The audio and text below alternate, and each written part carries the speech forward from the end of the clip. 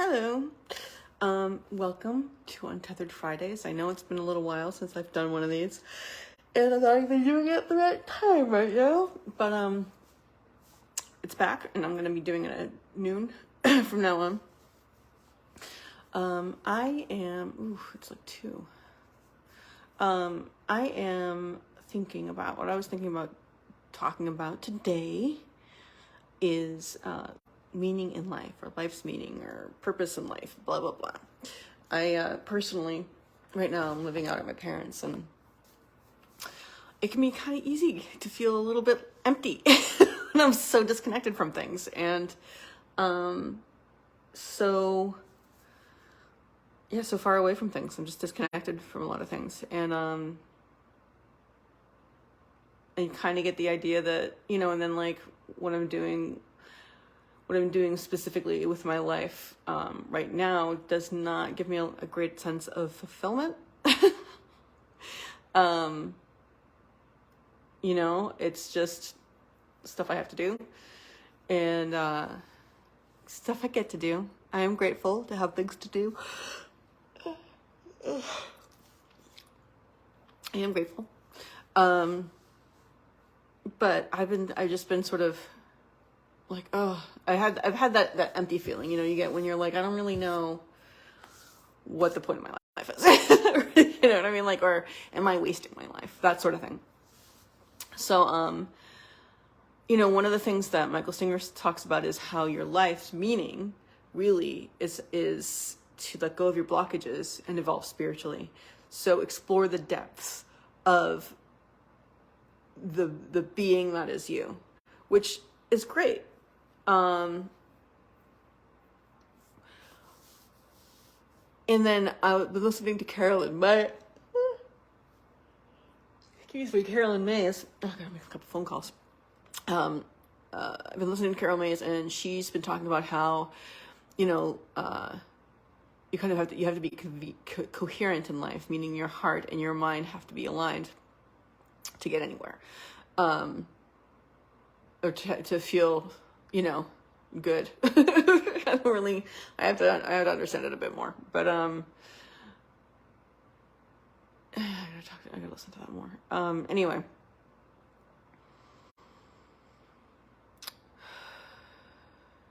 I don't have to do much. Why? There's so little that I have to, not little, that's not true. There's a lot that I have to do, but it's not an overwhelming amount anymore. And I don't know why it stresses me out. Anyway, that's a different story. Boop. So I've been thinking about meaning in life, and I was journaling this morning. And one of the things that's great about journaling is you can kind of ask questions and get answers. And I know it sounds weird, but you write out the question most times.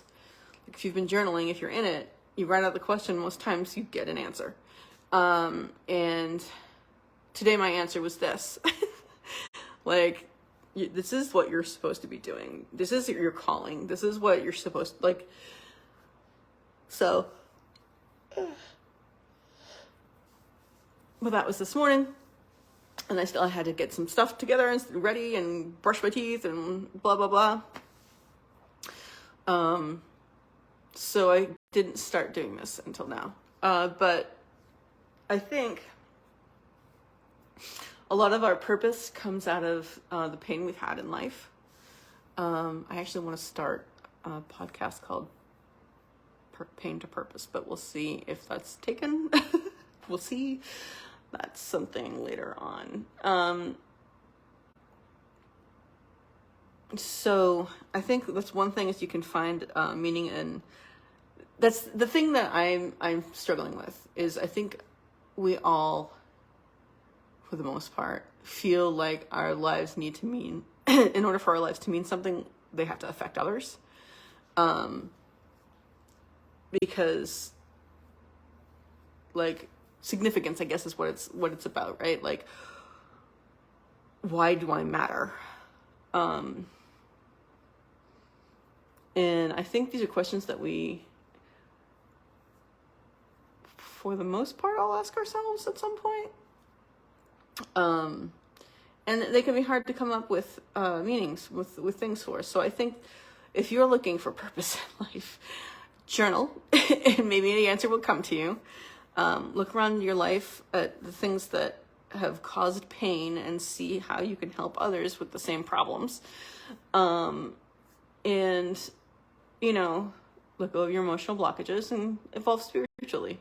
And it's sometimes a little hard to feel satisfied with that, but maybe that's part of the meaning why you're questioning your life. You know what I mean? Like, why don't I feel satisfied with that? Why don't I feel like, you know, these things matter, or I matter, or there's a purpose in life, there's a purpose in my life, blah, blah, blah. Like, why do I feel that way when I have this?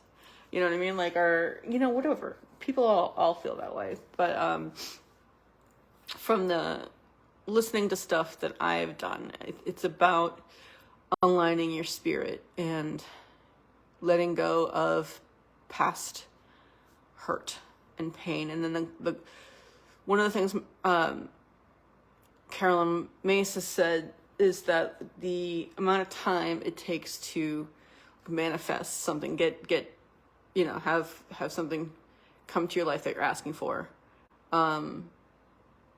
it is directly related to how much baggage you're holding on to. So like, you growth is really what it is. It's not like something coming to you. It's like the amount of growth, the healing that you want, the amount of time it takes is proportional to the amount of shit that you're holding on to. And I'm still holding on to a lot. So I'm working on that. I guess that's right now what my life is about. And that's okay. It's preparing me for later on. So yeah. So that's what I think. I think that, okay, so the point coming on here was to talk about, you know, Untethered Fridays. The idea is to talk about I don't know about an existential crisis, but, you know, like, what is my life? What does my life mean in the grand scheme of things? I think, like I said, these are questions we all ask ourselves. And I always think of, and I'm sure other people too, I always think of the movie City Slickers when Curly's like one thing, right? And it's about finding your own one thing. So there's that. I don't know. I mean, maybe it's just about wondering, you know, like, I don't know. I think in the end, that's all we can really say is, I don't know. Right? Saying anything with absolute certitude could be considered a little, what's the word?